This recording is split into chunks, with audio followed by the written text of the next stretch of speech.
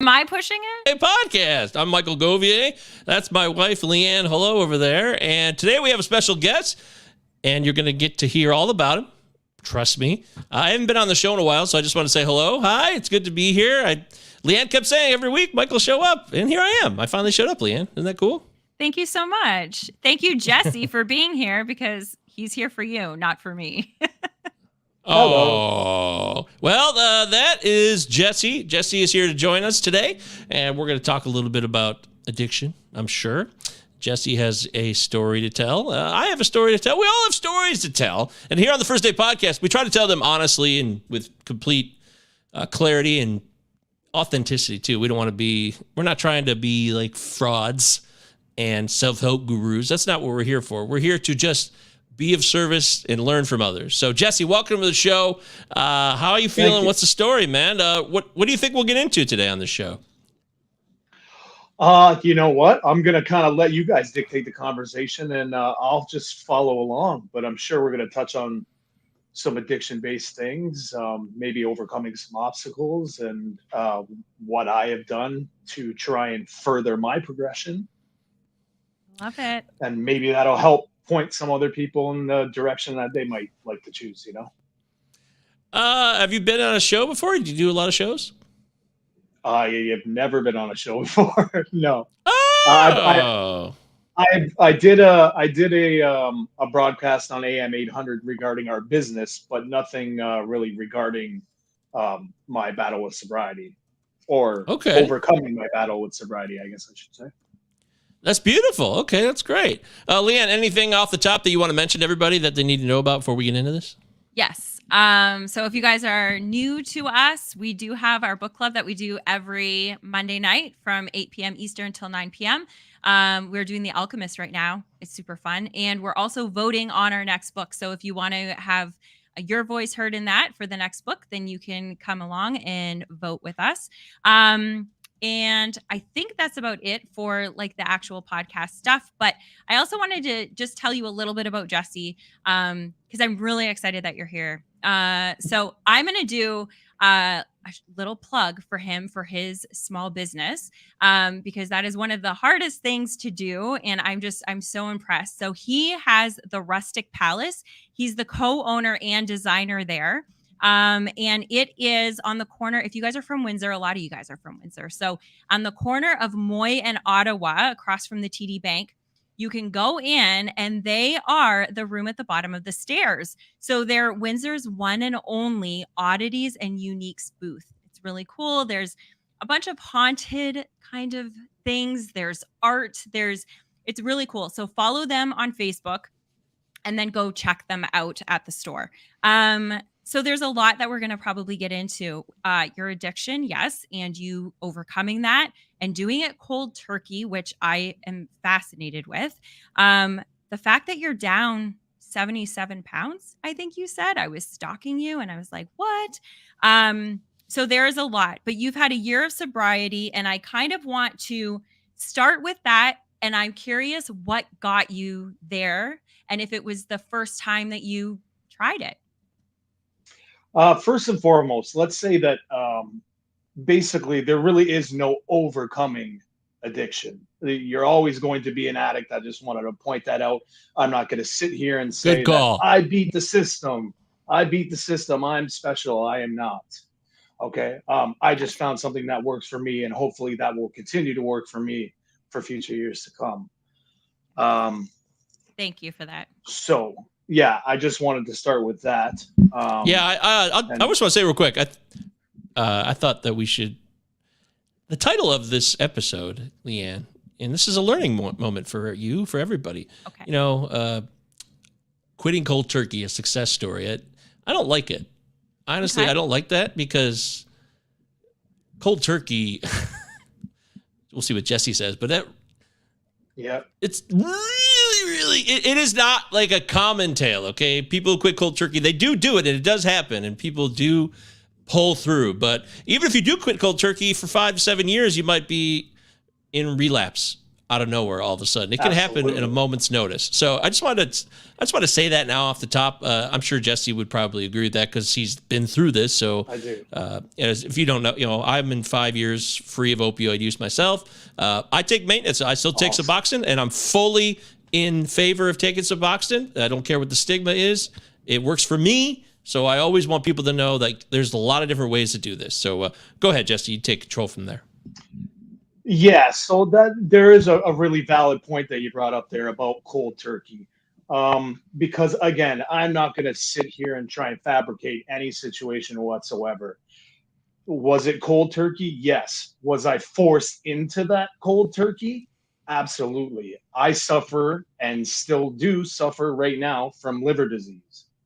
Oh. Now, I found myself in the hospital with full-blown liver failure, organ failure, kidney failure. I was like literally that close to passing away. I had poison. My liver had poisoned my blood, and that blood infection had gone to my brain, which caused horrific effects while in the hospital and some lasting effects that are still with me to this day due to brain damage because of that. So let's just say that I didn't walk into this saying, today I'm going to quit cold turkey. I woke up on a hospital bed and said, fuck, I'm going to die. Excuse me. I wasn't sure if I could say those absolutely. things. Say whatever you want, man. Okay. There's no FCC here. Or whatever Canada's version of the FCC is. Is that what? I don't know what it is, but that's the American version. So, yeah. So when I say cold turkey, I mean, when I walked out of that hospital, I have not touched a drop of alcohol since I walked out of that hospital. So that to me is my version of cold turkey when I say it. I haven't had a relapse yet because, like we said, this is an ongoing process for the rest of my life. So, that's why I can't say I'm over it. But yeah, I did walk out of that hospital making a commitment to never, ever do this again. And I've so far stood by that commitment. But again, this was not something I necessarily chose. I did go down the road before where I have known for years that I needed to slow down. My body was telling me I needed a break, and I would, of course, do the monthly time off, so give myself 30 days. And then after a couple years, I just stopped even doing that. And how old are you, Jesse, by the way? I'm 43. 43. Okay, thank you. 43 as of June. So like over the last, 5 to 6 years, I would say I battled with all of this depression, anxiety built because of the addiction that I had to alcohol, and taking those monthly time offs stopped happening. And, then it was to the point where I couldn't get through a day without having 15 tall boys. And my version in my mind is, okay, dude, you got to slow down. Let's cut it down to 6. That was my slowdown. That's what my body required me to have in order to keep moving forward. I almost had like a set time schedule where I could be like, okay, it's been 2 hours. I need a beer, and I knew that this was an issue a long time ago. I just didn't quite grasp the concept. You see people around you that have been doing the same thing as you for the same amount of time, and fuck, they're fine, and you think, oh man, I mean, if so-and-so can still do this, then, why wouldn't I have this, why wouldn't I be able to continue with it? And, one thing you quickly learn is everybody's body and everybody's mindset is completely different, right? Some bodies can handle certain things and some people can't. And ever since I got sober, I've watched the people that can handle it now starting to realize that, hopefully catching it before it's too late. But, we've lost some friends over the last year due to addiction and the anxiety and depression that goes along with it. And it's very sad to see. It's very sad to see. Absolutely. So. Wow. Well, that's one thing everybody does learn. If you don't know anything about addiction and you're trying to learn something here today, all these drugs and these substances can affect everybody in different ways. And some people could smoke cigarettes till they're 95 and they're okay. It's just weird. We're all weird. I think everybody who knows that now, who's lived some life, and if you're young and you're seeing this, it's not something you have to risk. You don't have to say, well, I mean, other people have done it. Maybe I could do it. You know, Jesse thought maybe he could do it. He couldn't. So remember that. You have no idea what will impact you more the further you push your body with substances and other toxins that go into it. So, yeah, I think so. Alcohol was like your big deal, right, Jesse? Yeah, definitely alcohol. I never really got into much of anything else other than cannabis, and I do still indulge in cannabis, but cannabis didn't ruin my liver. Cannabis didn't get me in fights. Cannabis didn't make me, have my wife scream at me or stumble in the door at 3 a.m. That's something for my mental well-being that just helps me kind of keep everything in perspective. And that's my personal choice. And, a lot of people go through without anything. And that's amazing for them. I just happen to not be able to let everything go at this point, so I still do indulge in that. But well, before this show today, I posted a video. My brother he struggled with addiction and other health issues of the mind. And, we don't know where he is. I just said, honestly, because we did a GoFundMe for him earlier this year. We raised $6,000 and he got a good job. He got a good car. He got a good apartment to live in. All those check marks of societal comfort and security, I guess. Not even comfort so much. Yeah, I got the security if I can go where I need to go. I got a place I can sleep at, and I have a place where I go where they'll give me money so I can buy the things I need to survive. And that's all well and good. Security is important. I get that. But I'm curious to see what you think, because now he's gone. I haven't seen him in almost 3 weeks, so we have no idea where he is. He's done that before, so I think it's very likely he'll eventually resurface. But how do you explain it to people when things like this happen, when people, they seem to want to help themselves on the outside to others, but then they relapse or they disappear and it's been like the 50th time?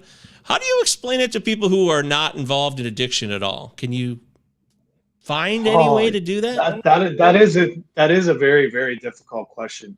The one thing that you have to remind people, and so many people don't believe in this, but addiction is a disease. It is a disease. That is not your brother running away right now. That is the addiction forcing him to run away because he's ashamed, he's scared, he's hurting, he's in a horrible place. He knows that he's made a mistake and he's too scared to allow himself to live up to that mistake. And unfortunately, that just leads you further down the rabbit hole, following that guilt, chasing that. And by trying to remove that out of your life, when you're an addict, you try and bury it within your addiction. So one way to try and explain to people is, that is not necessarily the person you once knew. That person is inside there somewhere, but right now is being torn in a different direction by something completely out of their control. And it really does matter. Now, we can all put addiction as one into a big basket. Well, when you're talking about an addiction to alcohol versus addiction to opioids and such things as that, now the mindset is the same. The pain is the same.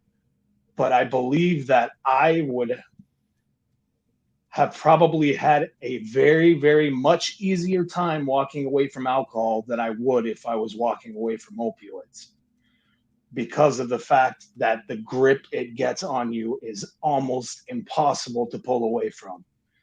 And that is a very, very scary thing. So for me, I can't even imagine what someone who's addicted to opioids or someone who struggled with that, like yourself, Mike, would even go through. It's so far beyond me. I wouldn't even know where to start, with that. But despite that, I don't know if that kind of answers. No, it does. Despite that, though, there's still similarities across all of substances or behavioral addictions. Whether it's behavior, still have commonalities, but it depends on the substances and the context of the experience. There are variations. Leanne, anything you want to ask Jesse? Go ahead. Okay. So if you guys want to ask questions, by the way, Jesse, jump in the live chat here and we will try to answer them as best we can. We got people in here jumping in, like Josh, my other brother. Hi, Josh. How you doing, buddy? And Jenny's here. Jenny jumped in. Hi, Leanne, Mike. Jenny, make sure you say hi to Jesse as well. Jenny's a friend of ours, but I see my I mom say something earlier. So hi, Mom. oh, right I there, don't know if she's Kathleen. still Yes. there, but yeah, there she Yes. is. Yeah. Yes. It is really brave, and I am so grateful for you being here and having this conversation. So, um, and had no idea that is what led you to that. So this might be a stupid question, and I'm known for questions that are just like a little bit, but I need to ask it anyway. You No would think, stupid questions. okay, so thank you. So you would think that, oh, okay, so like you get through day to day and just remember that you were on your deathbed and that's what gets you to not drink. But I would also feel like at some point that's also not enough. Like It's how do not. you, It's not. because That's the tip human, of the iceberg. Go ahead. I'm sorry. no, that's great. I want you to answer it because I know that like even people that are having, they have a heart attack and it's like the heart attack is because of this lifestyle, and then the first like 3 months you can do it and you do all the things that you have to do, and then human nature gets you back into these habits. And if it had that kind of a grip on you, um I would just, how do you get through day to day now that you're a year into it? How, like for you, I know you can't speak for other people, but how do you get through it day to Right. day? So, this is one of the main things that I find a lot of people struggling on the fence of sobriety and trying to get help. They feel that there is only one way to do it. And I am not one of those people that believes that. A lot of people will say you have to go to AA, you have to go to NA. That's the only way you'll get through it. Now, I don't necessarily believe you have to go to AA or NA, but what I do firmly believe in is that you have to 100% more than anything have a support system, a solid support system of friends and family who are there for you, even if it's two or three. I don't have a lot anymore. Trust me. When I got sober, a lot of them dropped like flies. I'm cool with it. I'm cool with it. The ones that stuck around are the ones that mean the most. They're the ones that I can call at the drop of a dime. Your friends, your best friends, your family, like whether it be a struggle with addiction that I'm having that day, whether it be I'm going through a depressing day, I've got anxiety, you have to be able to have a support system. I have a few, counseling being one of them as well. You can't just put it in the air and hope that it never comes back. You have to put in the work. Now, I also train as much as possible for kickboxing, Muay Thai, and mixed martial arts. I'm on injury right now, will be for the next few months, but that did a little back disc slippage. Um, but that gets me through as well, like having a goal, having an ambition, having something to drive you. I'm 43 years old and I'm starting to train Muay Thai and kickboxing again, and thinking in my mind I feel like I'm 20, but my body does not agree with me anymore. So little mistakes happen all the time where I'm out for like 3 6 weeks, trying to get back. But definitely, you have to find something to keep you moving forward. One of the main things, another thing that I do is my business, right? Like being sober enabled me to start this business with my wife and my partner, and it keeps me moving forward every day. There's always some type of positive energy I can put into the business, a new idea, someone I can reach out to help us further our social media. Like there's just always work to be done, and I am a person that needs to be 100% stimulated or have no stimulation whatsoever. That is Yep. the way my anxiety works. I got to be go, go, go. The minute there's a lag in that go, I'm out. I'm like, okay, like, so those are definite things. Find something you're good at or you suck at, but you really enjoy doing, have an amazing support system, and don't believe that, you can only do it through meetings, like scheduled NA meetings. A meeting can be anything. You can call 3 or 4 friends over, sit in a circle for an hour and have all the coffee you want or whatever you do.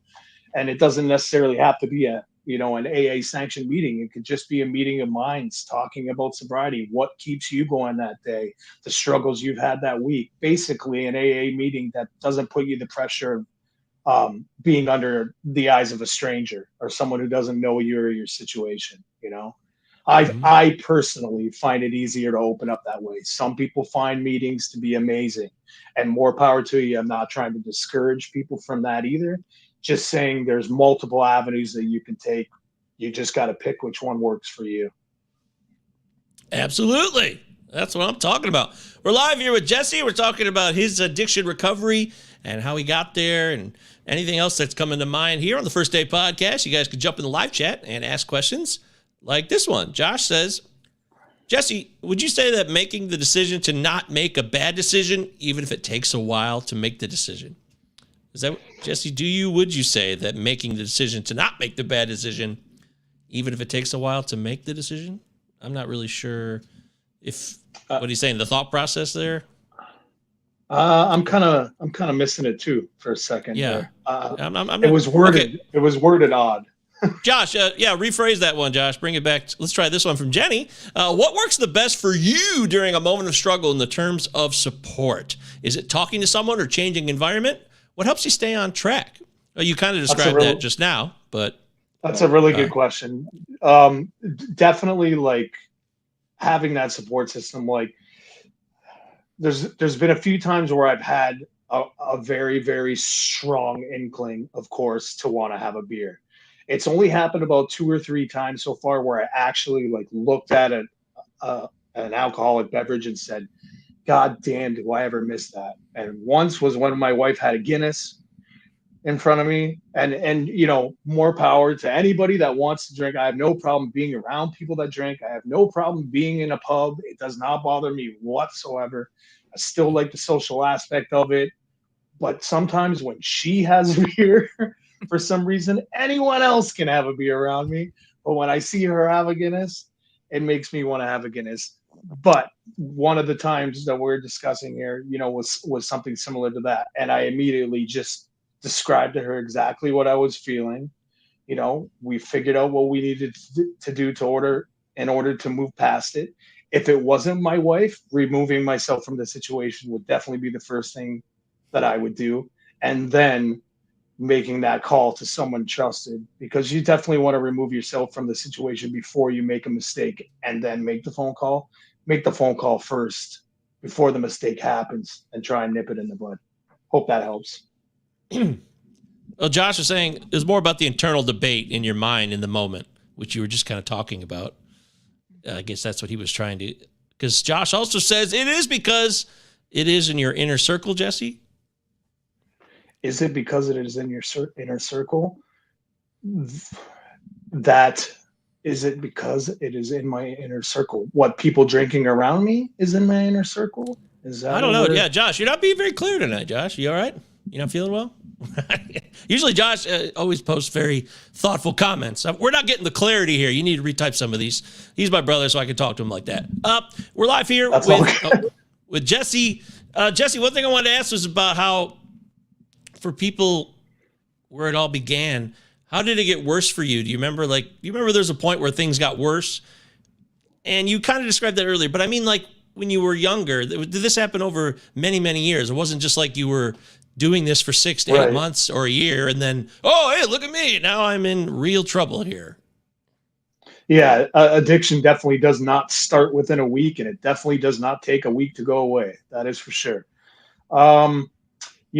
Alcoholism runs in my family. I've known it since I was a child. I should have heeded the warnings, but I didn't. My mom never drinks alcohol because of this. And she's always told me growing up, don't drink. It will get you. It will get you. It will get you. But, I grew up in Michigan, and when we moved over here, I think I was 18, just turning 19.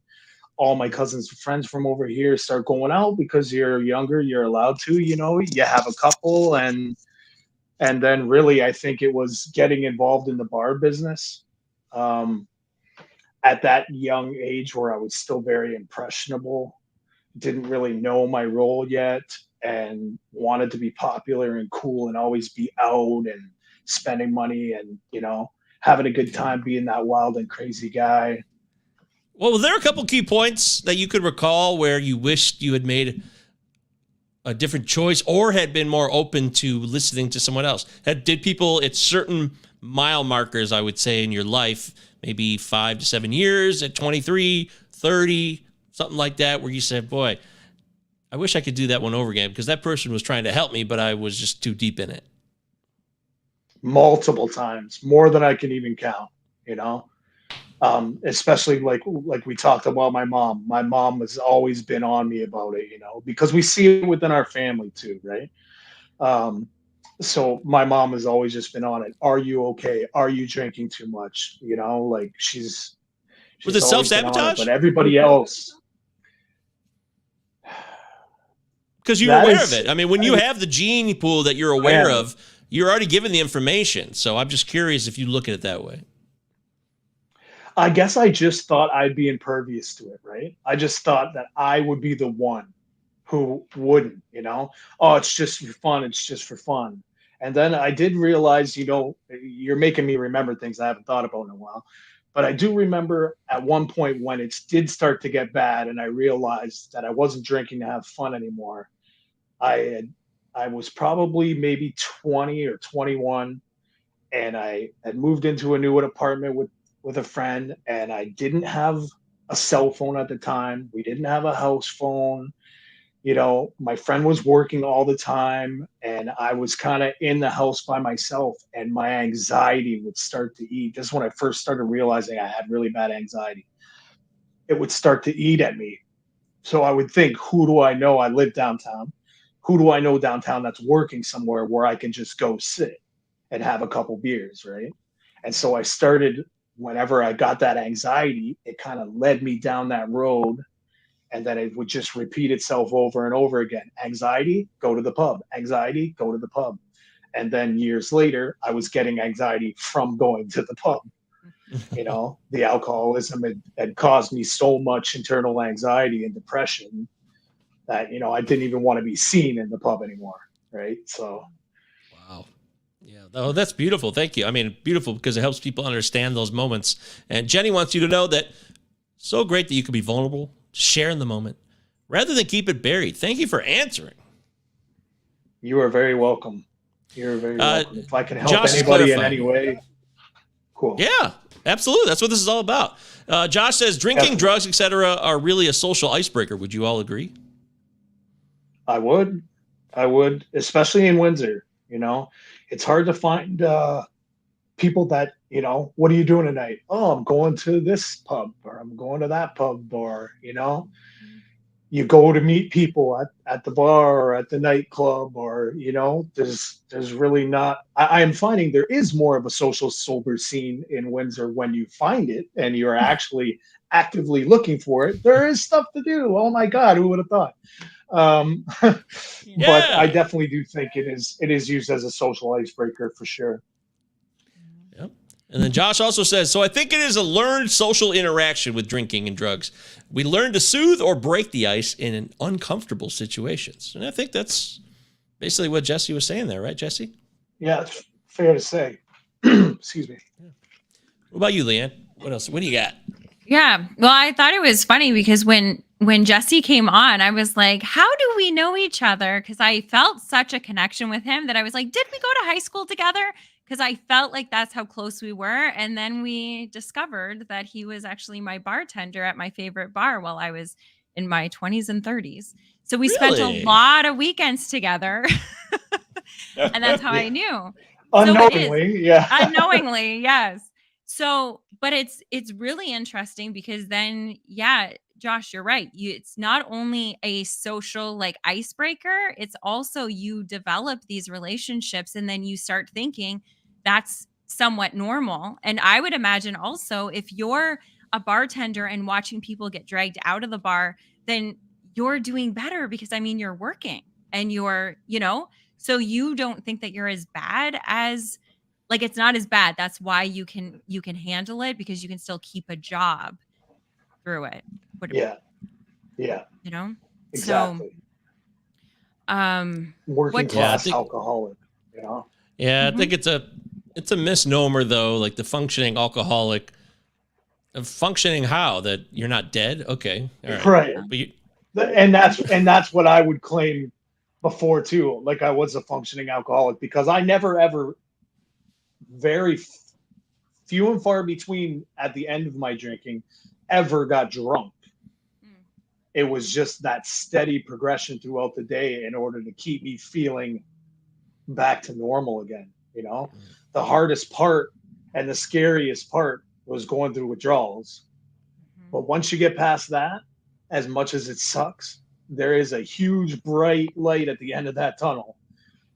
Everyone's so scared. And once you get out of that withdrawal and you realize that you don't ever want to feel like that again, it makes it a little bit easier. I could never imagine waking up feeling the way I was waking up ever again. And one of the things that keeps me moving forward is knowing I will never have to do that again. yeah, alcohol withdrawals, just to note, everybody, are the most dangerous, along with benzos. Those are the ones that could kill you. You could die if you don't have proper treatment from alcohol withdrawal. Opioid withdrawal, still god awful. It's horrible, but most likely you will survive it. Alcohol withdrawal is very, very scary stuff. So I understand that you don't want to feel that way again. I always said, I don't want to feel that way again either. But then, if you get out of a rehab after 2 weeks, which is a total joke, then all of a sudden you're like, wow, I really want to get some pills. That's all I was thinking about. And I didn't want to think like that because while I was in rehab. 2 weeks. Yeah. Oh, yeah, it's the old pink cloud. Everything looks good. I got a billion phone numbers, but it wasn't enough because the biological angle of physical addiction, which has been recently, I've seen some TED Talks and I've seen some other stuff from people saying that physical addiction to substances might be a myth. No, I mean, you'll literally die from certain withdrawals. So don't give me that crap. That's ridiculous. Now I want to go back to what Sue said here. Everyone assumes if you say, let's go have a drink, they mean alcohol. You're right about that, Sue. Kathleen says, do they have meds for withdrawal? Yes, they do. Yeah, they absolutely do. You have to go into detox in order to get them, or be in a situation where, like myself, you're put into an emergency room and they've got to get you sorted. Yeah. But I don't think you can go and just get them over the counter because you've got to be under like 100% supervision, Oh, yeah, totally. I will remember one time in 2017, I took like 26 Vicodin pills at once, just popped them in my mouth, swallowed them. And yeah, I did. That's a fact. I'm not bragging. I'm just telling you this is a true story, folks. And so I started driving home. I'm on the road driving too after that. And suddenly I don't feel so well. And I feel like, this might not be typical. I mean, by this point, I've been using pills for 6 years. I know what it feels like. And when it doesn't go right, I'm like, I might need to go to the hospital. And I did take myself to the hospital. And when I got there, they took care of me. I was okay. I overreacted. But they thought, because I told them the number of pills I took at once, that I tried to kill myself. And I'm like, no, I wasn't trying to kill myself. My tolerance was just that high. I had to take 25. Tuesday.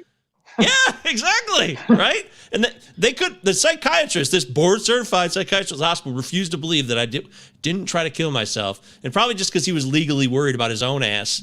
But in the end, I ended up spending the weekend there and I had to go into massive withdrawal because they forced me to stay. I could not leave. It was a 5150 or whatever they call it. And I was in such agony.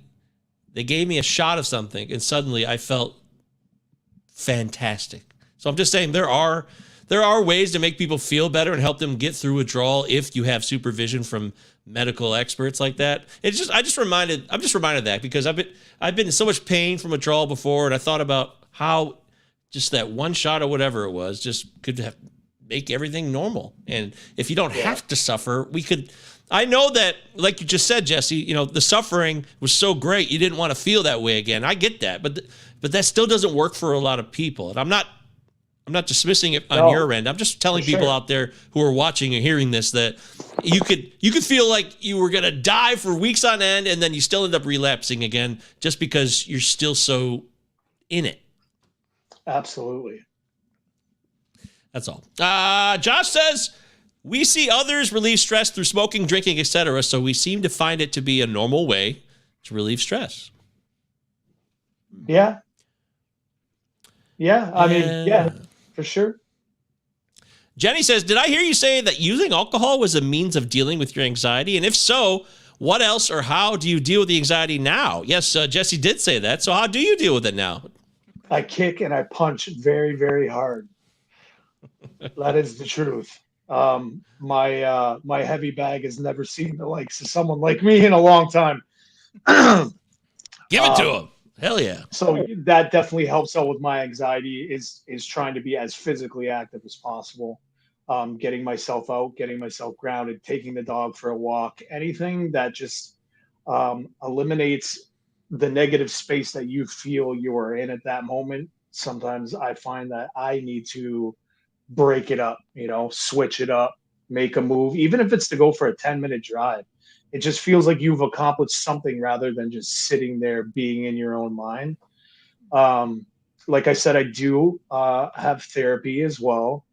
I do work with a therapist for anxiety. I do have medication for anxiety, but I only need to take it when I have to. And I obviously, with my liver being the way it is, try and stick away from taking anything that I don't have to take anymore. But also, like, again, going back to the support system, having someone there for you that can just listen whenever you need it. I'm just so lucky and grateful to have an amazing wife and partner who is always there to answer the phone, whether she's working or not, or if it's the middle of the night and I'm having a panic attack, she'll wake up, help me get through it. She suffers from anxiety as well. So we both know how to handle it. Not everybody has that, and that's unfortunate. But, reaching out and having somebody to help support you really helps get through the anxiety. Great. That's beautiful. Congratulations.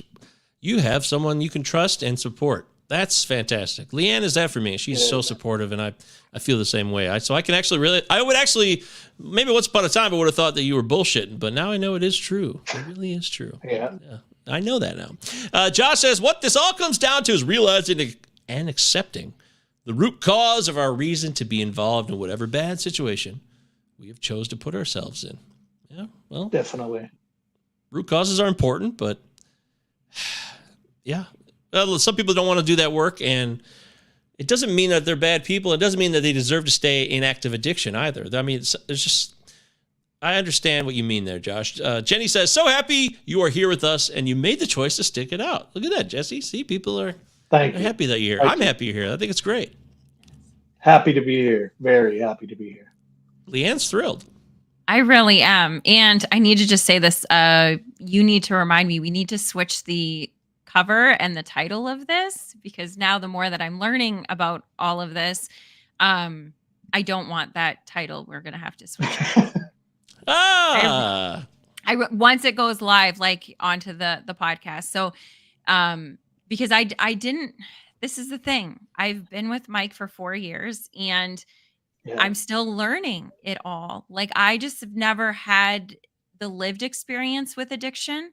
So I'm trying to understand it. And I think that's where a big problem is in society, is that if you haven't had the actual lived experience, it runs in my family. So I've seen it. I've lost family to it. So you think that you get it, but unless you actually live it, it's something totally different. So that's why I love these conversations, because I think it's really important for us to have these conversations. So it's not just the other person. It's not just, oh, they're an addict, because it really can happen to any of us. We're all such good people, and it just happens. And like you said, it's not overnight. It's a slow process. So rich or poor, doesn't matter. It's all across all class lines, man. Doesn't matter. Yeah. Like I remember, before getting sober and stuff, walking downtown and seeing some of the zombies, down there and thinking, oh, that's so gross, how disgusting that is. And after getting sober, you look at it in a very different light, that those people were at one point just like you and I, possibly, maybe not everyone, I'm not trying to generalize everything, but it now it makes me sad, and it makes me wonder how bad it must have been for you to get that far to get that deep into it and how much pain you must be going through or you must have been put through in order to reach that level of addiction where you don't even know where you are anymore. I say it to my wife all the time. Thank God that I got away when I did, because that could have affected my brain even more. And I could be just like that, wandering around downtown trying to figure out where I am and what my life is about. And, so you're absolutely right about that. Yeah, it's an eye-opening experience. It is. And that's Right coming now, from someone yeah. who's been through addiction, Absolutely, of course. You are a master's student, if you will. I mean, you've got your PhD in addiction, and you did it the hard way, and that's where people can really learn the most. I wish that everybody, it sounds crazy, but I do believe this to be true. I wish it's not going to happen. I wish everybody could go through addiction and then find out how hard it is and how much empathy you have for other people after it's over. And when people say it really is like, I'm grateful it happened now because I see things differently and in a much more appreciative way, that is the benefit of addiction. So I'm not saying go out there and go through addiction just to get to that point. It's possible to skip that step and you could just be more empathetic to others and understand that all the tropes and all the myths about drug addiction that you've been fed by government propaganda and any other type of propaganda, it's just a load of crap, okay?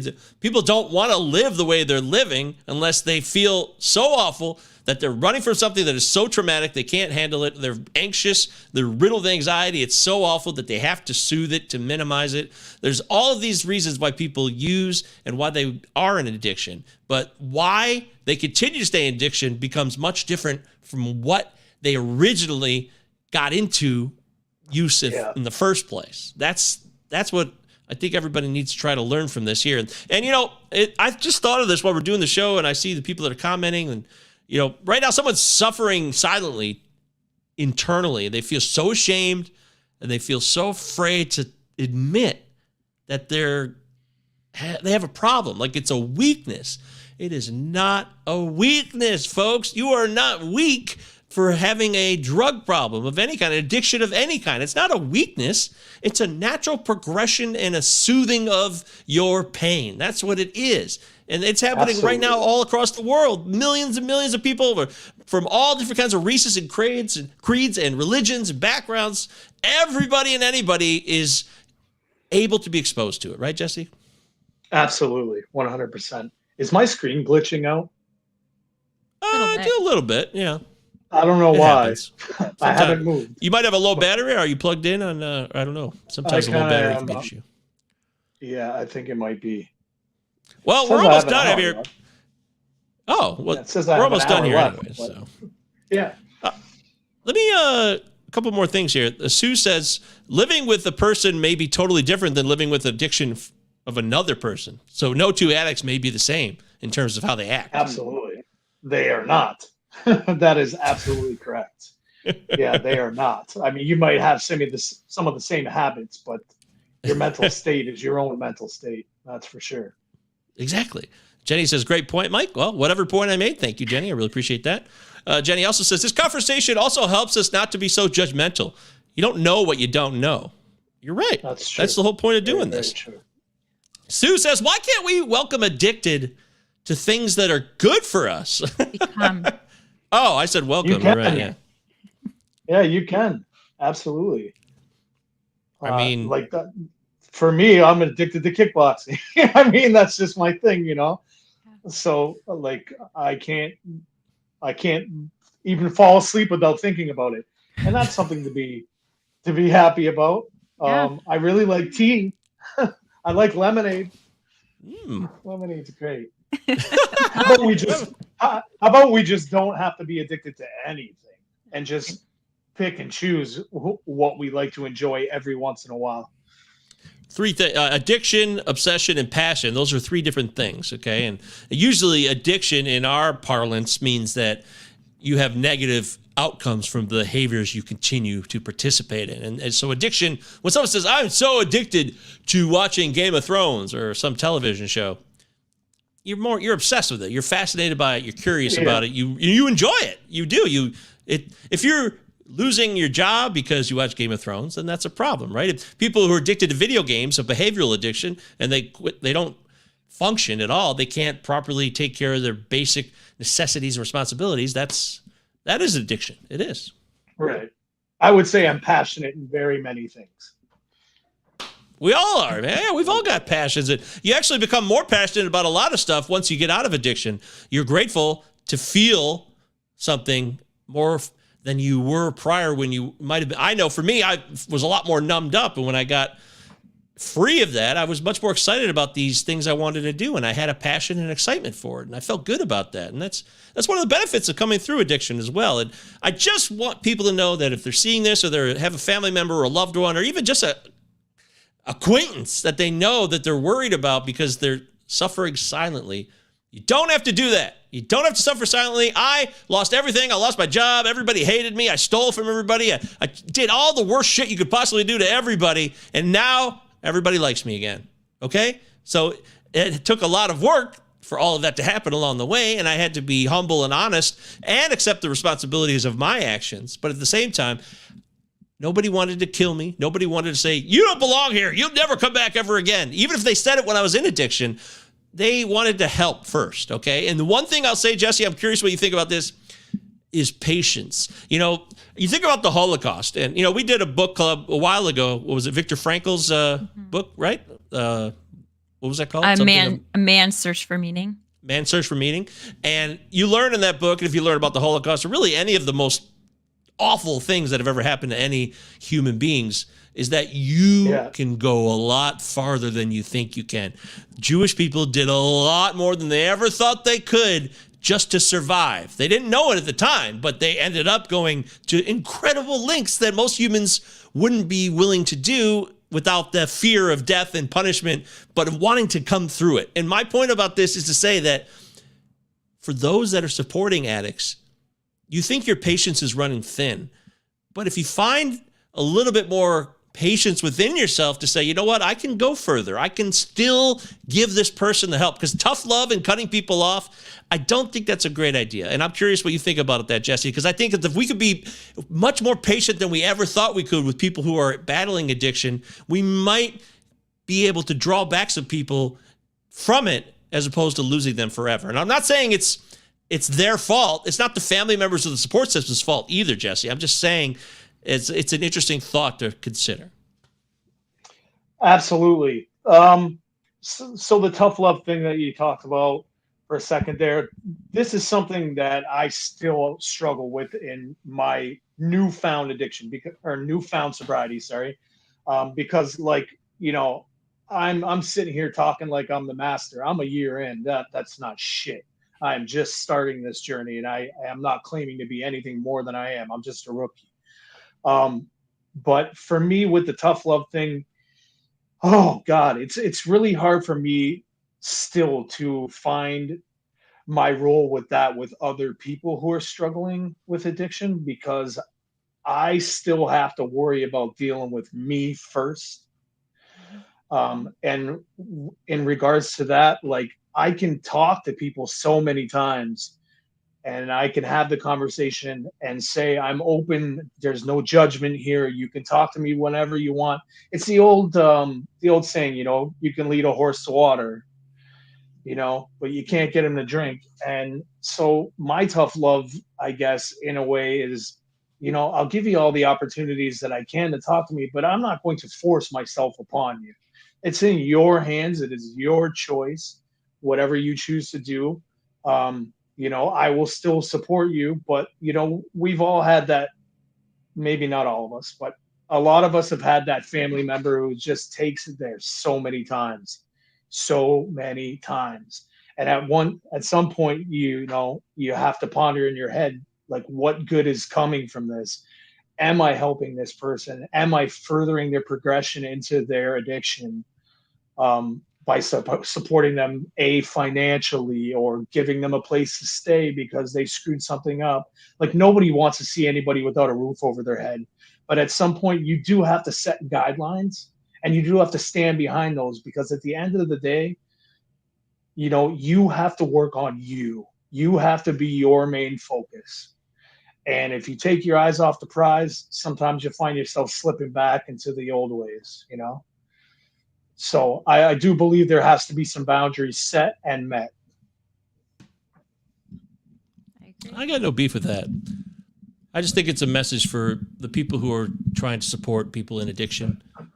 Think about inclusivity and continuing to maybe, I know we all got to have our own well-being taken care of for us to function first and foremost, but you might be surprised how much farther you can go by not punishing, but just, you don't have to give money either. You can include people in activities and just welcome them in. Say, we're not pushing you away. We want you here. And you keep doing it again and again and again and again and again. No matter how many times that addict pushes you away or disappears for a month or 6 months, all that stuff, you can let that go. And you don't have to enable, which is a whole other thing.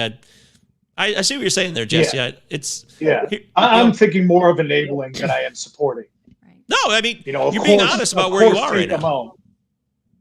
Yeah. Sue says the 2 most dangerous times for an alcoholic, and Sue knows what she's talking about. Sue is a therapist. Are 90 days clean and 2 years clean. Yeah, those are. I could see that. Because at 2 years, I think basically you're like, okay, I got this. I beat this fucker, Maybe I deserve a little celebration. Yeah, nah. Like I could see, because when I hit my 1 year, like it kind of just even blew past me. I didn't even realize it was coming up. Up until my 11th month, like every month I would look and, make up posts to try and push people to move forward. And on my 1 year, in my 11th month and my 12th month, I actually forgot like that the day was like the next day. I'm like, oh my God, I have a year's sobriety. And, even that made me think, I wonder what people do after a year. Do they think, okay, I got this licked. Let's, maybe I could just have a couple here and there, throw maybe a glass of wine with my dinner. No, you know what I love? I love counting those days. I love seeing that length just get longer and longer, because for me, it makes it harder and harder to break. Once that chain is that long, I'm like, why would I ever cut it now? Like I'm so far ahead. And I had a good conversation with my wife over dinner yesterday. We were discussing one of those hiccups I have when I see her have a beer, and I said, I've had 2 really bad situations and they've both been with you. And I said, the other night you were having a nice Amstel Light with our dinner and it just looked so tasty. She got it free from work. Like she barely ever drinks. But she's like, oh, I got a free beer from work. I'm going to have it with dinner. Yeah, no problem. But it just looks so good, And I said, oh, I was just thinking, I could probably just have 1 sip. And she's like, yep. And then I would have to say, sure, Jesse, you can have that sip if you want. You can also see me walk out the front door. You can also watch that whole year that you are so proud of just diminish under your fingertips for 1 little sip of alcohol that's going to do nothing for you. You can choose. It's up to you. And, that's support right there, And this is post these feelings that we had discussed it. It wasn't during the time when it happened. It was the next day. I said, I struggled last night a little bit, but I didn't take the sip. And it's good to know that she would put me in perspective, That's beautiful. That's fantastic to have that support, and I appreciate that. I will say one thing for everybody else. Where the real work and where the real patience and the real support is required is when that relapse does happen, though. If take Jesse out of it and just put someone else in there. All right, I did my 1 year. And then someone tells you, I'm out of here. I'm going to leave if you relapse. And then you do relapse. It makes it really, really hard to come back and admit it, first off, as an addict. You're like, oh, shit, how am I going to? The shame and the guilt will just absolutely destroy that person. So I'm just curious. I'm curious how you see that, Jesse. You know what I mean? Because it's because I know she wouldn't leave. Actually, okay. She's been with me this far through the worst of it. She's not. I don't actually, but she's just making me visualize that aspect. Yeah. But if other people do that, though, not just. I don't think that's a great thing to do. Not at all. Yeah. I don't think that's a great thing to do. Threatening someone to be sober is not going to make them want to get sober, especially someone like me. I'm the guy you say, don't do that, and I'm going to fucking do it. Like, that's just how I am. Yeah. Don't touch that. Touch. Like, touch. Yeah. So I definitely think ultimatums are not the way to make that proactive. That's for sure. Agreed. Out of Rhythm Fantasy Sports, this is Jamie from when I knew, a friend of mine, Jamie. If one doesn't have a support system, most people fail. They end up back to the roots of addiction. When you work, you don't have time for that drink. Well, that's interesting. I mean, that could be more of a distraction than an actual solution, though. Just think about that. Something to consider. I agree. Sue also says, Russell Brand talked about the lack of connection being a cause of addiction. And yeah, we're in an isolated world more and more. We're alone. We're separated. You had a pandemic recently, and that just made it a lot worse for people. But even before that, you spend time on your phones, separated. You feel like it's connection. It's social media, but you're not really being social. And there's been a lot of that. This is my overall point, really, Jesse and Leanne, is that inclusivity and bringing people back into the fold instead of pushing them away is the future, I think, of trying to help people in addiction. Bring them into the fold, continue to do that, and have the patience again and again to do that. Say, hey, we want you here. We want you here. Come on in. Yeah, we know you got this going on. Yeah, we know you're a total fuck up. Yeah, we know you've made this, you hate yourself and you feel miserable and you're ashamed of everything. That's okay. Come on in. Come on over. Hang out with us. Yeah. And that takes a lot of time and effort to do that. I understand that. Absolutely, it does. And it can be a positive aspect 100%. That's another reason people find such solace in meetings too, is because you're going to get that unconditional love there, that lack of judgment, right? Mm-hmm. So that is definitely one thing, is to listen open-minded and never be judgmental, Yeah. Can I make a suggestion just for anybody that's listening to this? And it's kind of on point, kind of not. Because I've been thinking about this a lot the last week. When you walk by somebody downtown or wherever you're at, and you know that there's somebody that's living there and that looks, they're asking for money and they're asking for whatever. I've noticed how many people walk by, step over, ignore, or shame those people. I think it's going to be really powerful if everybody could say, hello, how are you doing? Like just something simple like that. Because like you said, Jesse, people end up in these situations, but they were just like us, a couple years ago, a decade ago, or whatever. And you start realizing that everybody, you feed into that narrative that nobody cares for me. Look there's another person that just walked over me. And I think that we all need to start just loving even strangers. It doesn't have to be our uncle that's the addict. It can be just the people that are on the street, and you don't have to give them money. If you don't have money or you don't want to give them money, give them a little bit of your time. 30 seconds can go a long way if everybody that walked by them did that. I have a trunk full of clothes on me at all points. So that's what I did all winter. If I seen somebody struggling, I'd just pull my car in the middle of the street, throw the four-ways on. You need a pair of shoes, you need some socks, you need a sweater. So there's still stuff back there, because I don't pay street tax, is what I call it. I'm not going to give you money because I don't know where that money's going to go. I'll buy you food. I'll wrap you up in a blanket. I put socks on this guy's feet and gave him little foot warmers to put in his shoes, and I said, and I would see him around the city and I'd say, oh, that's my little dude. You know what I mean? Like I seen a lady that was sleeping in front of the building that used to be the old $1 Million Saloon. On one of the coldest nights of the year, she was just in the little archway there.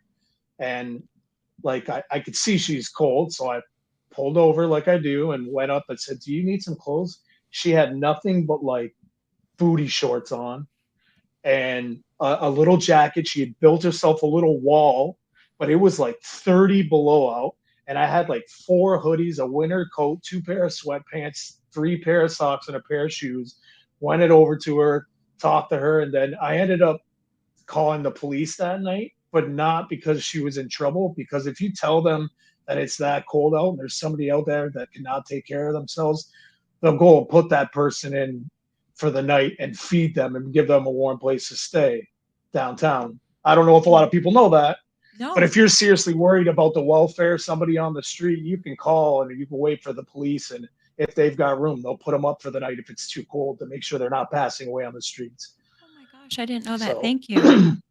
And they came and got her and took her, and she got a whole new wardrobe. So, and then I just went home and put another bag in. So Good man. Amazing. That's fantastic. Well done. Yeah, Sue says that is so cool. That is cool. Absolutely. He's just trying to do his part. I love it. I will say I'll give him money. I don't care. I know what it's like to not feel well and want to get my next fix. I'm like, I'm not going to change their lives today. So here you go. Here's $20. Go do your thing, man. That's how I feel about it now, just because I've been there. And I'm not saying I disagree with you at all. If we had other stuff to give, we handed out hand warmers. We had these box of hand warmers this winter. Me and Leanne bought a box at, where'd we buy it at? Costco or something? Mm-hmm. Yeah, and we handed out those hand warmers to people. Whatever we got, we'll give. For sure. For sure. They're human beings. People. Oh, man. I know. It is a cruel society. Western civilization, the United States, Canada, all Western civilization has really instilled harsh cruelty of failure and disappointment, loser, hopeless piece of trash. All that stuff we're talking decades and decades of that has built up within our collective consciousness as a society. And it is really hard to overcome now. That's why it takes one person at a time, like Jesse and like Leanne, and you go out there and you do what you can do. That's it. You just do what you can do. And remember, they're human beings, for Christ's sake.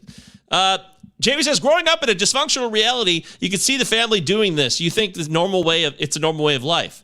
And then you see the light at the end, and it could be a real struggle to do that. I think about this every day.